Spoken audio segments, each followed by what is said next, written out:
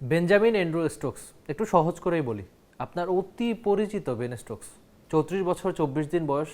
খানিকক্ষণ আগেই তার আন্তর্জাতিক ক্রিকেটের সবশেষ ইনিংসটা তিনি খেলে ফেলেছেন। আউট হওয়ার পর অপোনেন্ট থেকে শুরু করে জো রুট, টিমমেটের প্রত্যেকেই তাকে বাহাবা দিলেন। এমন একটা ক্যারিয়ার, বোধ করি আপনি নিজেও তাকে অভিনন্দন দিতেই চাইবেন। জো রুট একটা কথা প্রায়শই বলেন বেন স্টোকসকে নিয়ে, তা হচ্ছে যে বড় মঞ্চ সবসময় বেন স্টোকসকে খুঁজে নেয়। স্টোকস বা আপনি বলতে পারেন যে স্টোকস নিজেই বড় মঞ্চটা খুঁজতে পছন্দ করেন। ব্রিস্টলের ক্লাবে মারামারি করলেন, একটা নাইট ক্লাবে মারামারি করে নিষিদ্ধ হলেন, তারপর ফিরলেন, ফিরে দুটো বিশ্বকাপ জিতেছেন। আপনি ইডেনের কান্নার কথা মনে করতে পারেন, বা লর্ডসের ওই ঐতিহাসিক ক্রিকেট ইতিহাসেরই সেরা ম্যাচ, যেটা 2019 ওয়ানডে বিশ্বকাপের ফাইনালটা হয়েছিল। রুচি চানাচুর 300 গ্রাম ও 500 গ্রামের ফ্যামিলি প্যাক, এক প্যাকে পুরো পরিবার। অবিশ্বাস্য এক ম্যাচ উইনার, এই প্রজন্মের অন্যতম সেরা, কিংবা আপনি বাড়িয়ে বলতে পারেন যে সর্বকালের সেরাও কিনা। আপনি নিশ্চয়ই 2019 বিশ্বকাপে ওই সাউথ আফ্রিকার বিপক্ষে তার বিখ্যাত ক্যাচের কথা হুট করে মনে করতে পারেন, অথবা আপনার মাথায় আসতে পারে যে একটা টেস্ট ম্যাচ চলছিল, যে বাউন্ডারিতে বল, বোলার ছিলেন স্টোকস, একটা রান বাঁচানোর জন্য তিনি বাউন্ডারিতে গিয়ে বল ধরতে চাইলেন, হয়তো স্টোকস বলেই সম্ভব ছিল। তারপর আপনার মাথায় আসতে পারে যে একটা বিশ্বকাপে ওই যে কার্লোস ব্রাতোয়ে যেভাবে 4টা ছক্কা মেরেছিল, সেই ওভারটা কিন্তু স্টোকস করেছিল। তিনি ইডেনে সেদিন খুব কান্না করেছিলেন। তারপর তিনি একটা টি-20 বিশ্বকাপও জিতেছেন, দেশকে একটা ওয়ানডে বিশ্বকাপও এনে দিয়েছিলেন। অবশ্য তার দেশ কিন্তু বা জন্মস্থান নিউজিল্যান্ড কিন্তু ক্রিকেট ইতিহাসের অন্যতম সেরা অলরাউন্ডার, বা যত অর্জন সব কিছু আবার ইংল্যান্ডের হয়ে।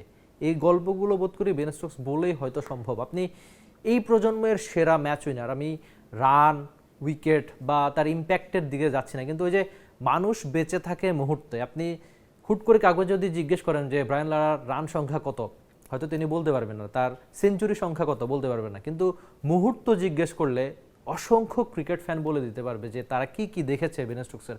আপনাকে যদি জিজ্ঞেস করি যে স্টোকসের দেখা আপনার সবচেয়ে প্রিয় মোমেন্ট কোনটা, আপনি নিজেও হয়তো একটু চিন্তা করবেন যে কতগুলো মুহূর্ত তিনি আপনাকে ক্রিকেট ফ্যান হিসেবে উপহার দিয়েছে। আপনি সব কিছু ভুলে যান যে অলরাউন্ডার হিসেবে তিনি কেমন করেছেন, কি করতে পারতেন, বা চতুর্থ ইনিংসে যে খুব ভালো ব্যাটিং, রান তাড়ায়।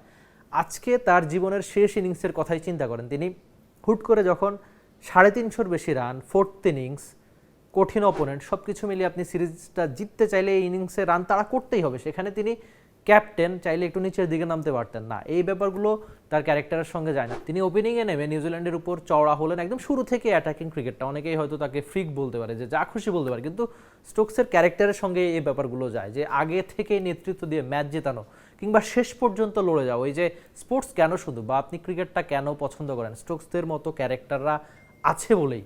তাই বিদায়ের এমন দিনে তাকে কেবলমাত্র ধন্যবাদ না, আপনি নিশ্চয়ই তাকে একটা বড় সড়ো ধন্যবাদই দিতে চাইবেন। আপাতত বেঞ্জামিন স্টোকস ভালো থাকুক, ক্রিকেটের সঙ্গেই থাকুক, তার ক্রিকেট পরবর্তী জীবনটাও ভালো কাটুক, সেটাই নিশ্চয়ই একজন ক্রিকেট ফ্যান হিসেবে আপনার চাওয়া। আর এই প্রজন্মের অন্যতম সেরা অলরাউন্ডারের সবচেয়ে প্রিয় ক্রিকেটীয় মুহূর্ত আপনার কাছে কোনটা, আপনি সব কিছু নিয়ে আপনার মন্তব্য জানিয়ে দেবেন টি স্পোর্টসের ক্রিকেটে, যেটা আপনার জন্য সবসময় খোলা থাকে, মন্তব্য box. For more updates, subscribe to our YouTube channel and click on the bell icon. Follow us on Facebook and Instagram. Download T Sports app to enjoy exciting games and highlights. Visit tsports.com.